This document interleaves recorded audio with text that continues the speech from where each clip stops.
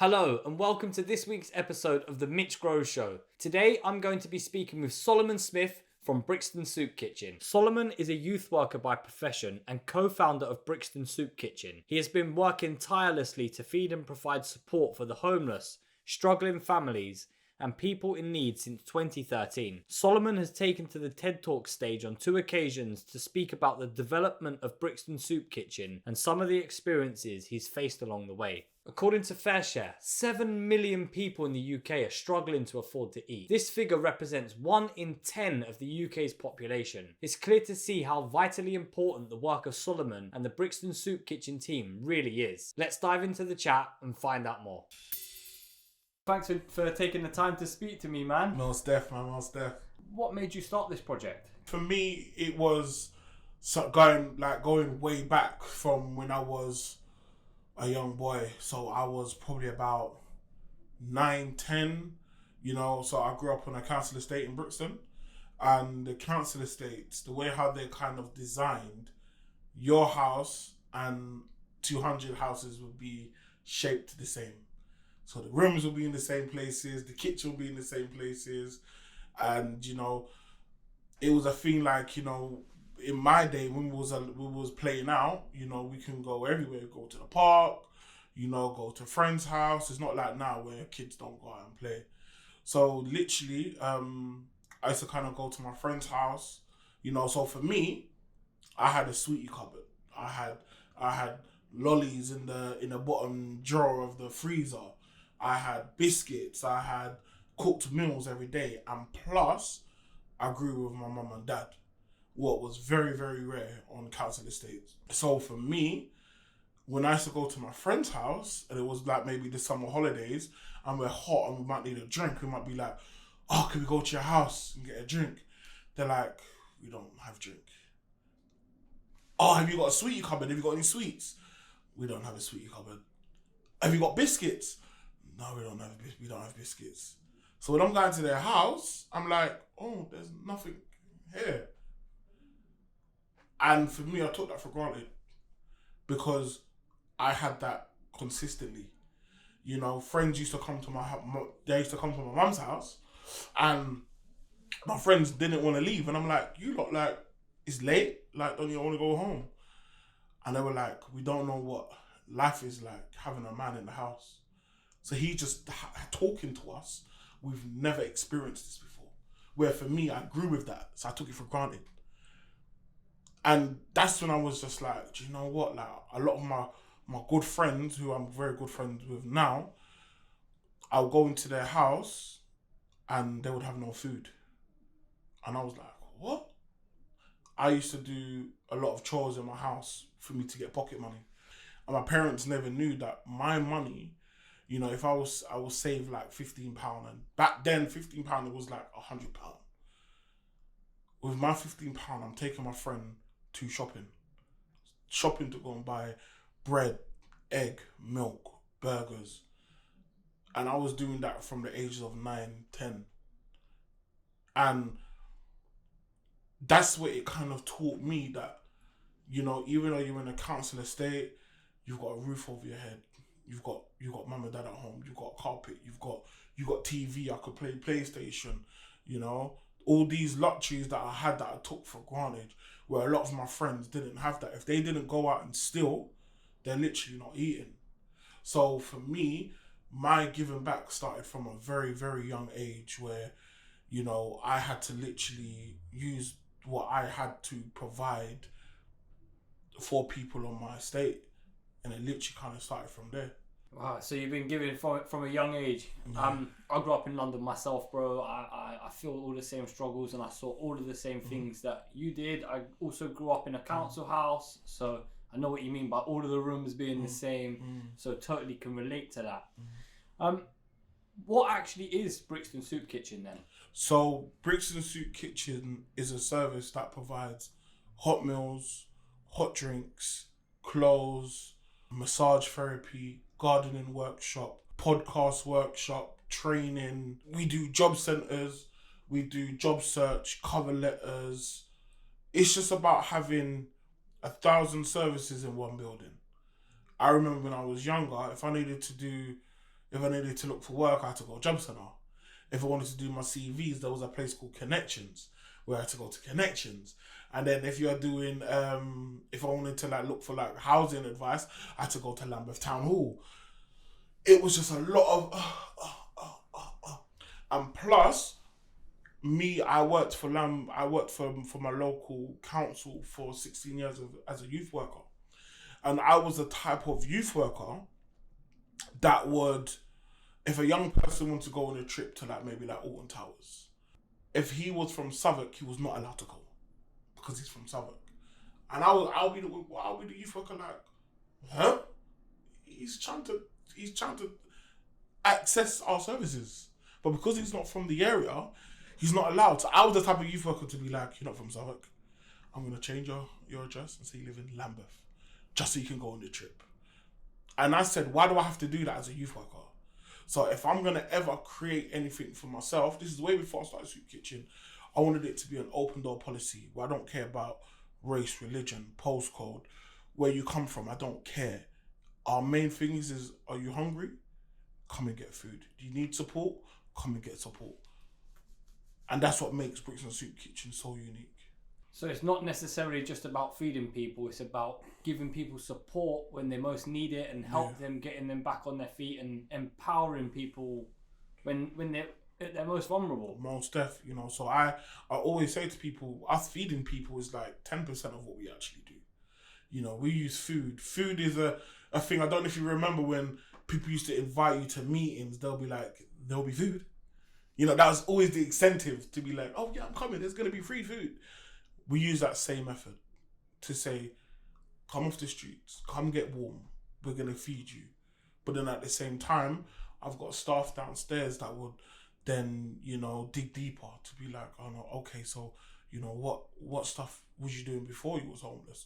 Do you have mental health? Do you have, is it family breakdowns? There's always a reason what kind of caused somebody to get to that point.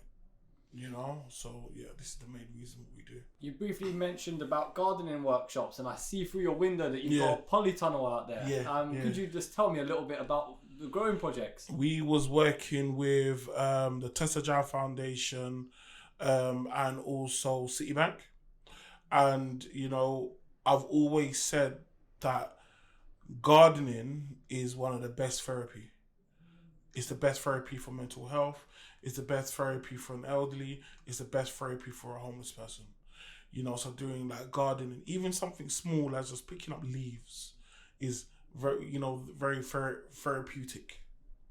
So we've now worked with this organization now that's now built a polytunnel where we can start growing better produce. So we've been growing, a lot of, herbs and spices, and it's just so amazing where it's something that's been grown in your garden and then cooked. It's like the feeling in Jamaica where they say, oh, do you want to eat fish today? They'll literally go out on their boat, catch the fish and cook it there and then. It's just that great feeling. So kind of having that in the UK where we're actually growing stuff and using it to give to the community for free, and also some at the same time a service user can be like, I grew that, I watered that, and now it's on my plate. It's the best feeling ever. Yeah, man, I totally agree with everything that you said there. And also, growing food gives you hope that when you're for benefiting your mental health, when you sow a seed, you hope that it's going to germinate and you come back tomorrow and it's sprouted and you can learn to give back. Therefore, has the project helped connect people with each other in the community and create more of a sense of a community here in Brixton? Most def, even if it's down to the soup kitchen, even if it's down to the gardening workshop, it's just so amazing when we just get people from the community just like, I've always wanted to do that. I've always wanted to kind of know how to grow my own produce, and everything that we do is open for all. Is open for all. So we create it, and we are actually the definition of community. There's a lot of people that do things for the community with finger quotes, and the place is shut. The garden's locked off. We make sure it's accessible where people can come and, use it, and then, you know what I mean? That is the, that's the whole purpose, of community, so that's just kind of just literally how we've been rolling. Yeah, I know what you mean. From just being here for a few minutes waiting for you, I saw like there's people from all ages, all walks of life, all different colours, religions and races. It's nice to see that coming together of people. And it's like, a lot of the times, like when you speak to your friends and they might be Muslim and they might be like, oh, Muslim's the right way. Then you go and speak to your friend and they might be Christian, they might be like, oh, Christianity's the right way. Do you know what I see? Muslim, Christian, Buddha, when you're hungry, you're hungry. Sexuality, race, religion, when you're hungry, you're hungry. When you're going through depression, it is all the same. It's not, because he's Muslim, we're going to give you a little bit of depression. You're going to get the exact same as this person who practices something different. That's why for me, I'm not really religious, because I'm saying there's too much pressures and stresses that we're going through, and we might be practicing this and we might be practicing that, but then the exact same person who might be practicing that is going for the exact, they will come to the soup kitchen and be like, I am hungry, I am starving, I need support. Do you see what I'm saying? Yeah, man. And that's why the open door policy is my number one thing. I was wondering if you could maybe touch on a few of the people's lives that you've helped out, and if you've got any success stories that you could speak about. So many. I remember this is like 2013. So we started 2013. 2013 to 2014, we had a guy that come, and he was an alcoholic, where he lost his job, lost his family just for alcohol, and he literally was like, I cannot. He was and he referenced me. He was like, see the way how you like hot wings and chips? That's how I like my alcohol, and that's what gave me a spark to realize, okay, it's not just people just being lazy and always on about alcohol. It's their addiction. My addiction, as you can see, is fast food, and that's my addiction. Somebody's addiction could be sweets. His addiction was alcohol. He was like, I cannot live a day without alcohol. I've lost everything. You think I want to lose everything? And this is my addiction and I need help. He's gone on so many alcohol awareness courses.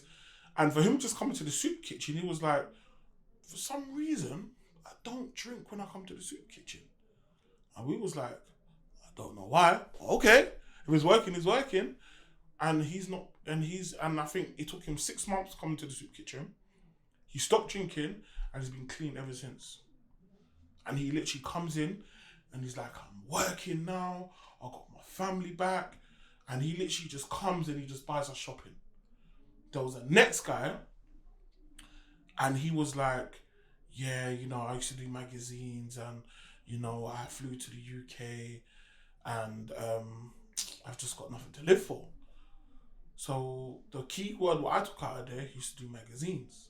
So I was like, okay. There was a flyer that we had, it's probably downstairs. The first flyer that he designed for us. And when he designed it for us, it literally took him minutes. He designed it for us and then we posted it everywhere, social media everywhere. And then he was like, the work that I've done, I've seen it on social media, I've seen it on the news, I've seen it on this. What encouraged him to say, I'm getting back to working in magazines. He still to this day works in magazines and he helps us to get into like news. He's helped us to get on TV. And this was a guy who was fully down and out. So for us, we've got so many stories. We've got a guy who now he does truck driving. And he literally will come outside the soup kitchen and go, burp, burp. And he's got the big, the big lorries that will go from here to Dover and he will literally stop the truck, stop traffic, and just go, burp, burp, burp. And he's just like, you lot has now made me get back on track. Those literally is the reason why we do what we do. Yeah, man, that's really powerful stuff, and it's great to hear that you've actually positively affected people's lives, man. Yeah. So, one thing I wanted to ask you is, have you seen an increase in the amount of people going hungry or people homeless on the streets of London? For me, is when I realised that the news was real, is when they were saying on the news, from today, people's benefits are cut. Is the day our numbers rise. Is when people was like, benefits cut, got no money, could we get a food pack? And I was like, oh my days, I saw this on the news last night. It's affecting people straight away. They're like, yes, straight away. And I was like, wow. COVID, oh my God, COVID was crazy for us. Not gonna lie, put my hands up, couldn't lock down. We couldn't lock down. Because if we locked down, there'll be no service. So we decided not to open up the soup kitchen, but we had to still provide the service by making food packs. So we made food packs, we gave out hand sanitizers, face masks, hot meals, we had to. And literally, the amount of families we was giving to on a day-to-day basis was crazy. We could not believe it. We couldn't believe it. You know, the amount of families and kids that come to the soup kitchen now, it's eye-watering. Literally. So these are not necessarily people who are homeless or don't have any money. These are regular people who can't afford food. Yeah. Where people say, do I do gas and electric or do I get food? And they always pick gas and electric over food. Do you think enough is being done by our government to support people? I don't think so. You know, they like to sweep it under the carpet, not realizing there's an actual problem. What's going on? You know, I don't think there's anybody in power, and that's why for me, my ambitions is to be in Parliament to talk about homelessness, because I don't think there's anybody in power that understands council estates. There's nobody in power that understands young people. There's nobody in power that understands the struggles that the lower class are actually going through. Remember, they are doing their policies and the procedures for people who's upper class, because that's all they know. They know about private schools. You know, look when they was talking about cutting free school meals during the holidays, because remember, they're sending their kids to high state where they get fed. We don't get that down here, you know, and I think that's the problem. The problem is they don't know what's actually going on, you know, in the nitty gritties of London. I personally don't vote because of that exact reason. I don't feel like anybody in Parliament represents me, and no one represents who I am. Do you have a message for the government that you would like to share? The government is utilise people like myself who can reach out to the people that you find hard to reach out to. So what ways can people support you and Brixton Soup Kitchen? We don't rely on government funding. You know, we rely on the donations of the people. You know, so for us as well, as you can see on my black face, on a black logo, what's got Brixton on there, it don't mix. And charity, it doesn't mix. So we have to not just be 100% transparent, we need to be 120% transparent to let people know where their donations go into. So your donation will go to buying more food packs, to keep us going around to create and make food packs. You know, we always say 100% of your donation goes into feeding and supporting less fortunate families and the homeless. So please donate. We've got a funding page. So you will see the funding link. Please put the link. Put anything you can. Anything you can would help us. And again, we don't want to sell you a good story.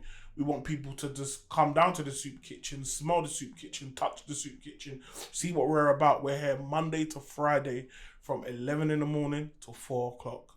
Please come to where we are and see for yourself. Yeah, man, totally. Everybody should get on and support this project because you're doing fantastic things here in Brixton, bro. Before we wrap up, there's just 3 questions I like to ask everybody. Yeah. And the first one is a book recommendation and why. A book recommendation for me would be Rich Dad Poor Dad. You know, Rich Dad Poor Dad is, you know, it correlates to a young person that when you're living from a council estate, lower class, our parents are always teaching us about going to school, getting a good education, and, you know, so we can go work and get a good job. Where if you live in a higher class, what we don't get taught is when they're talking to us about get money to make money for you. You know, we never get taught that. You know, so I would definitely say from a young age, read Rich Dad Poor Dad, understand how the wealthy are wealthy, you know, with the wealthy mindset. You know, our mindset is always about going uni and, you know, and a lot of these things don't work for a lot of people. So I would definitely recommend Rich Dad Poor Dad. Yeah, good recommendation. I'll have to give that a read. The next is a project or person you recommend me speaking to. I would say projects. There's one called New Beginnings, so they work with a lot of young people, gang workshops. They also do a response team as well. So if there's a stabbing, shooting, they will kind of go there.